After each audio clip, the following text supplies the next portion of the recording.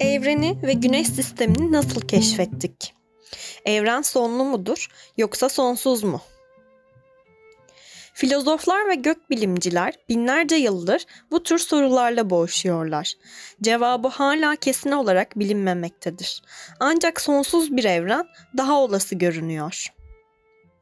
Evrenin doğasıyla ilgili şu anda yanıtları bilinen temel sorular, evrenin nasıl ve ne zaman başladığı, herhangi bir merkezi veya kenarı olup olmadığı ve galaksimizden daha fazlasını kapsayıp kapsamadığını içerir. Güneş sistemimiz.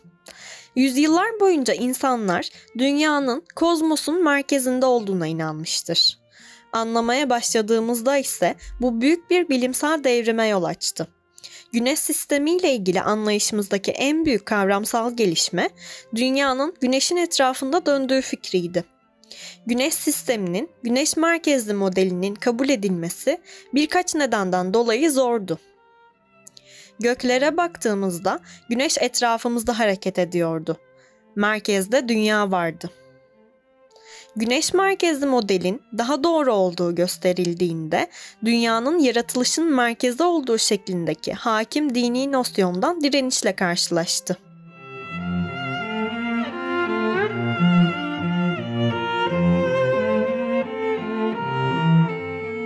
Milattan önce 3000 ila 500 düz dünya. Mısır ve Mezopotamya'daki ilk filozoflar, daha sonra Yunanlılar tarafından benimsenen bir fikir olan dünyanın düz ve denizle çevrili olduğuna inanıyor. Yunan filozof Thales, karaların okyanusta yüzdüğünü ve depremlerin dev dalgalardan kaynaklandığını iddia ediyordu. Milattan önce 1500 ila 1200 kozmik yumurta. Hindu metni Rigveda, evrenin Hiranyagarpa olarak bilinen kozmik altın bir yumurta veya rahimden kaynaklandığını anlatan bir ilahi içeriyordu. Bu dünyaya cennet olarak düşündükleri uzay ve yeraltı dünyasına yol açmak için parçalanmadan önce karanlıkta yüzüyordu. Milattan önce 500 küresel dünya. Pisagor, dünyanın bir küre olduğunu öne süren ilk Yunan filozofudur. Milattan önce 370 merkezi ateş. Yunan filozof Philolaus, dünya ve güneşin gizli bir merkezi ateş etrafında döndüğünü ileri sürer. Aristarkus daha sonra güneşin merkez olduğunu ve yıldızların çok uzakta oldukları için birbirlerine göre hareket etmediklerini iddia eder. Ancak fikirleri görmezden gelinir. Milattan önce 330 Aristoteles'in dünya merkezli evreni. Milattan önce 330 civarında Aristoteles daha fazla kanıt sunuyordu. Ay tutulması sırasında dünyanın gölgesinin yuvarlak olduğunu gördü. Merkezinde dünya olan bir evren önerdi.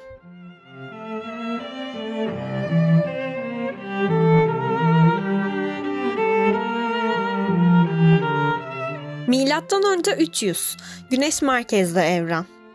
Yunan gökbilimci Samoslu Aristarkus, evrenin merkezinde yer alan ve dünyanın etrafında dönenin güneş olduğu fikrini ortaya koyuyor. Aristarkus ayrıca yıldızların güneşe benzeyen ama çok daha uzaktaki cisimler olduğundan şüpheleniyor. Milattan önce 150 Ptolemik sistem. Yunan gökbilimci ve coğrafyacı Claudius Ptolemy, dünyayı kozmosun merkezine yerleştiren jeosantrik teorisini ortaya koyuyor.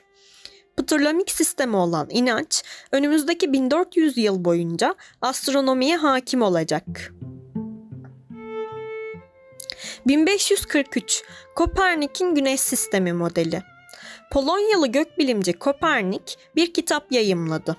Güneşin dünya ve çevresinde dönen diğer gezegenlerle merkezde olduğu evrenin ayrıntılı ve ikna edici matematiksel bir modelini çıkardı. 1584 Sonsuz sayıda yıldız. İtalyan filozof ve matematikçi Giordano Bruno Güneş'in sonsuz sayıda yıldızın yanında önemsiz bir yıldız olduğunu öne sürdü. Ayrıca evren sonsuz olduğu için Güneş'in merkezde olmadığını savundu. Hapsedildi ve 7 yıl sonra canice idam edildi. 1610. Güneş etrafında eliptik bir yörünge. Alman gökbilimci Kepler, sonsuz evren fikrine karşı çıkmıştır. Bununla birlikte gezegenlerin dairesel olmayan eliptik yörüngeler izlediklerini ve Güneş'ten uzaklıklarına göre hızlarını değiştirdiklerini hesapladı.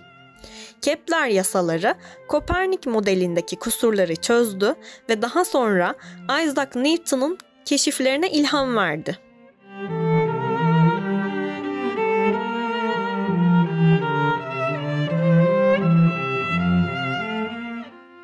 1633 gökbilimci duruşmada.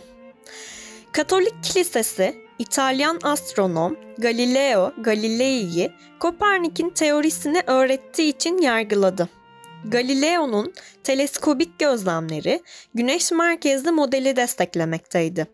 Sonunun Bruno gibi olmaması için fikirlerini geri çekmek zorunda kaldı ve ev hapsi yaşadı. 1687 Newton gezegen yörüngelerini açıkladı. İngiliz bilim adamı Isaac Newton son derece önemli olan Principia'sını yayınlayarak modern fiziğin temellerini attı. Yerçekiminin gezegenleri Güneş çevresinde eliptik yörüngelerde tuttuğunu ve kuvvetlerin nasıl çalıştığını açıklayan 3 hareket yasasını çıkardı. 1755 Galaksimizin dışında nesneler var. Alman filozof Immanuel Kant, gece gökyüzündeki bazı bulanık görünen nesnelerin Samanyolu galaksisinin dışındaki galaksiler olduğunu öne sürerek evrenin Samanyolu'ndan daha fazlasını içerdiğini ve önemli ölçüde daha büyük olduğunu söyledi. 1781 Satürn'ün ötesindeki keşifler. Almanya doğumlu İngiliz gökbilimci William Herschel, Satürn'ün ötesinde bir gezegen olan Uranüs'ü keşfederek bilinen Güneş sisteminin boyutunu 2'ye katladı. Yeni bulunan gezegenin yörüngesindeki bir değişiklik sonunda astronomları 1846'da Neptün'ü keşfetmeye yönlendirdi. 1801 asteroidler tanımlandı. İtalyan gökbilimci Piazzi, rutin gözlemler yaparken Mars ve Jüpiter arasında dönen kayalık bir cisimle karşılaştı. Bu, keşfedilecek ilk ve en büyük asteroid Ceres olacaktı. 2006'da Ceres ayrıca bir cüce gezegen olarak sınıflandırıldı.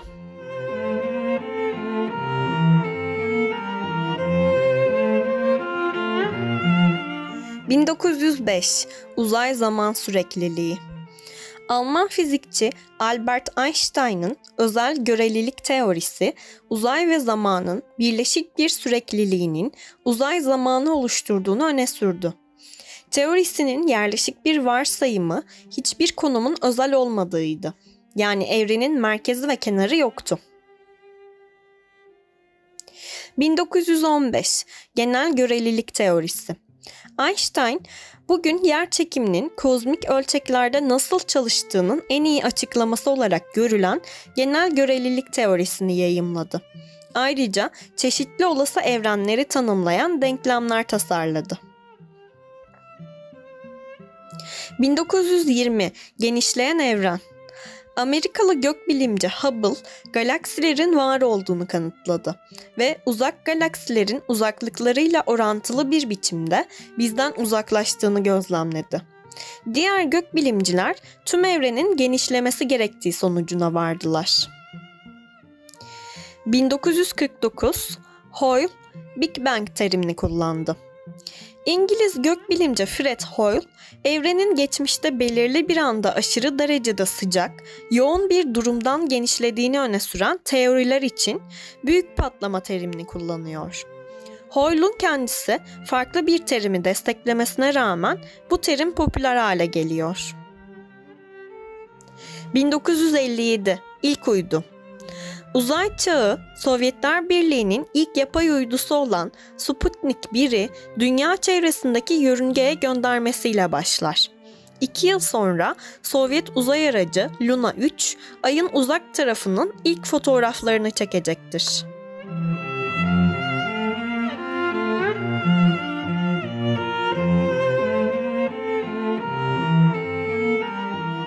1962 Venüs'e yolculuk.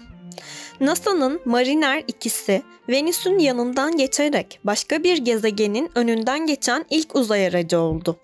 Venüs'ün çok yüksek olan kavurucu sıcaklığını kaydetti. 1964'te Mariner 4, Mars'ı geçerek soğuk, çorak, kraterli bir dünyayı ortaya çıkardı. 1965 Kozmik mikrodalga arka plan radyasyonu. New Jersey'deki Bell Laboratuvarı'nda gökbilimciler olan Penzias ve Robert Wilson, gökyüzünün her yerinden gelen zayıf bir radyasyon parıltısı olan kozmik mikrodalga arka plan radyasyonunu keşfetti ve bunun Big Bang'in bir kalıntısı olduğu anlaşıldı. 1969 Apollo 11 Ay'a iniş. ABD'li astronot Neil Armstrong başka bir dünyaya ayak basan ilk kişi oldu. Apollo astronotları tarafından dünyaya geri getirilen kayaların analizi, Ay'ın dünya ile başka bir gezegen arasındaki büyük bir çarpışma sonucu oluştuğunu gösterdi. 1976 Mars'a iniş. Mars'a başarılı bir şekilde iniş yapan ilk uzay aracı olan Viking 1 ve Viking 2 nefes kesici görüntüler gönderdi. 2 Mars yılı boyunca atmosferin bileşimini analiz ettiler ve toprakta yaşam belirtisi arayışları olumsuz sonuçlandı. 1979 Jüpiter'e uçuş. Çığır açan bir görevde Voyager 1, Jüpiter ve uydularına uçtu. ABD gemisi Io'da patlayan yanardağları ve Europa'da buzlu bir kabuğu ortaya çıkardı. Şu an Güneş sistemini geçmiş ve yıldızlar arasında uzayda ilerlemektedir.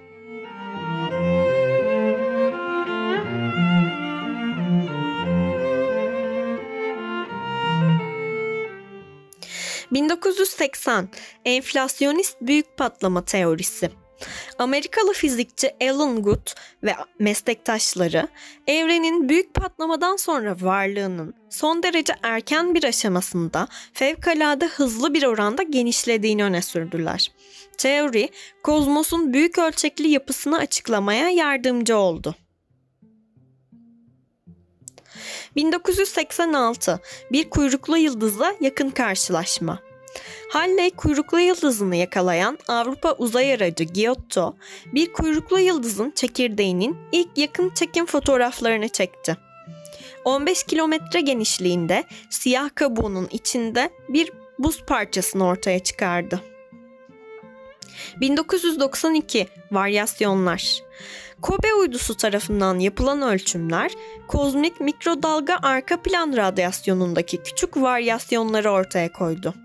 Evrenin şu anki boyutunun çok küçük bir parçası ve sadece 380 bin yaşındayken büyük ölçekli yapıların ortaya çıkmaya başladığı hesaplandı. 1997 Dünya dışı buzlu geyserler.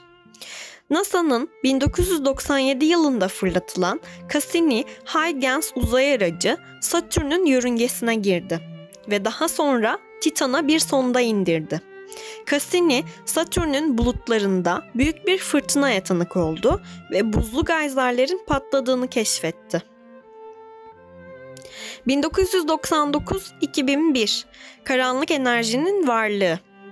Kozmik mikrodalga arka plan radyasyonunun yüksek hassasiyetli ölçümleri ve farklı mesafelerdeki galaksilerin durgunluk hızları, evrenin genişlemesini hızlandıran gizemli bir fenomen olan karanlık enerjiye kanıt sağladı.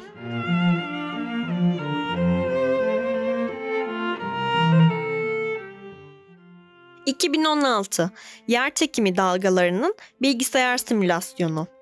Gravitasyonel dalgalar algılandı. ABD'deki fizikçiler yerçekimi dalgalarını tespit ettiklerini duyurdular. Bu dalgaların varlığı enflasyonlu büyük patlama teorisini destekledi ve Einstein'ın genel görelilik teorisinin daha fazla doğrulanmasını sağladı. Zaman çizelgesinin gelecek bölümünde Güneş sisteminin oluşumu ve Güneş var.